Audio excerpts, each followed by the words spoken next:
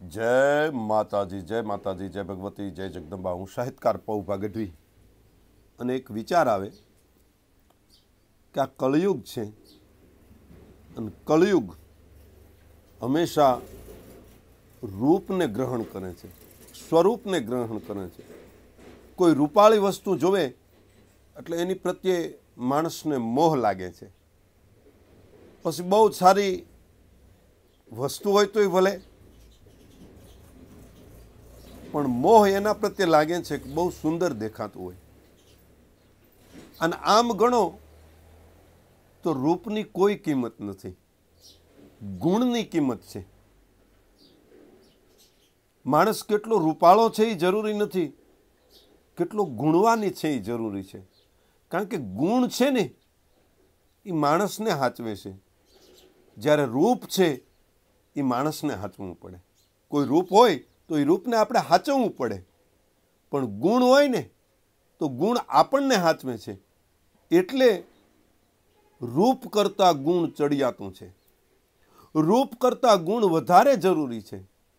અને એનો એક દાખલો,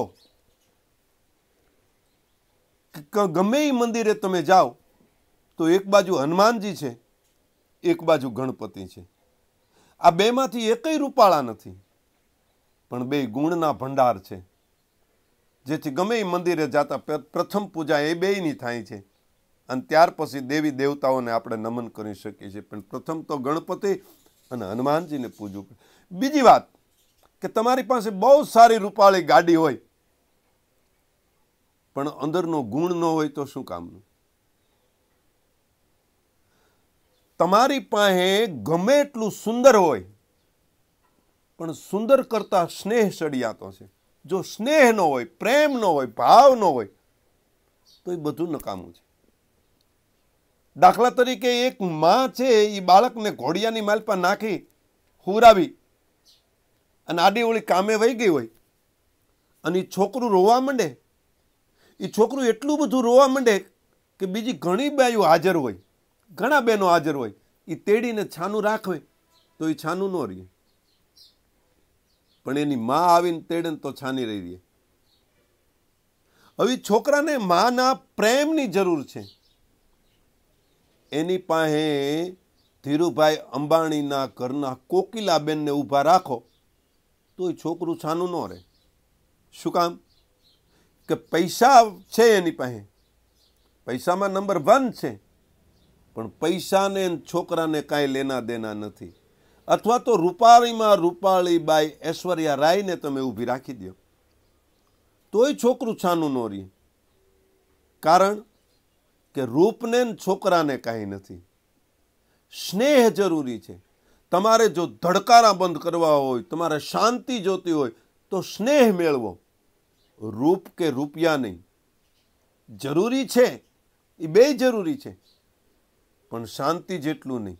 તમારે શાંતિ જો જોતી હોય તો સ્નેહ અને પ્રેમ જ્યાં હશે, પ્રેમ ભાવના હશે, ત્યાં પરમ પદને પામી શકાય છે। અને લોક કવિઓએ પણ કીધું છે, પ્રેમ વિન પાવે નહીં, ભલે હુનર કરે હજાર, કહે પ્રીતમ પ્રેમ વિના મળે નહીં નંદકુમાર। સુદામા પાસે ક્યાં કોઈ સંપત્તિ હતી, પણ કૃષ્ણ કેટલો એને ભાવથી ભેટો હતો। ખાલી એટલું નામ પડ્યું કે દ્વારે કોક દુબળો ઊભો છે અને નામ સુદામો છે। ભગત બાપુ કવિ કાગ લખે છે કે ખબરું સુણીને વાલો એ દોડા ગિરધારી રે, ખબરું સુણીને વાલો એ દોડા ગિરધારી રે, પણ ત્રિક મેં લીધા છે એને જોન તેડી રે, એ આહુડા આવ્યા આંખમાં રેજી, એ જી એને ત્રિક મેં એ લીધા છે જોને એને તેડી રે, એ આહુડા આવ્યા આંખમાં રેજી. એક જ વખત સુદામો ગયો, નિર્ધન હતો, એની પાસે કોઈ સંપત્તિ નહોતી, પણ પ્રેમનું ધન મોટું હતું. દ્વારકાધીશ મારો મિત્ર છે, મારો સ્નેહી છે, મારો બાળપણનો ભાઈબંધ છે, મારો ગુરુભાઈ છે. એ કૃષ્ણ મને મળશે ને એટલે મને ભેટી પડશે એવો વિશ્વાસ સુદામાને હતો. એક જ વખત સુદામો દ્વારકા ગયો, પણ ફેરો સફળ કરી નાખ્યો. મીરાબાઈને નાનપણથી ધૂન લાગી હતી, મેરે તો ગિરધર ગોપાલ દૂસરો ન કોઈ. મીરાબાઈ એક જ દ્વારકા એક જ વખત ગયા, પણ એને ફેરો સફળ કરી નાખ્યો. કોલવો ભગત ચારણ હઠ કરી બેઠો, પગ ભાંગી નાખ્યા કે હે દ્વારકાધીશ, હવે તું દેવળ ફેરવીને દર્શન દે. અને દ્વારકાધીશે દેવળ ફેરવીને દર્શન દીધા. કોલવો ભગત એક જ વખત દ્વારકા ગયો, પણ ફેરો સફળ કરી નાખ્યો.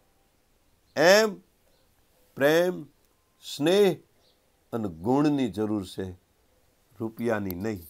જય માતાજી, જય ભગવતી, જય જગદંબા.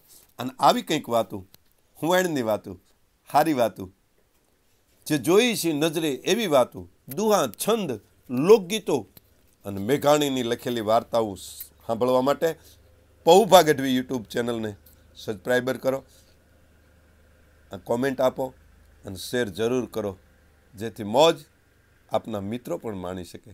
જય માતાજી પૌભા ગઢવીના.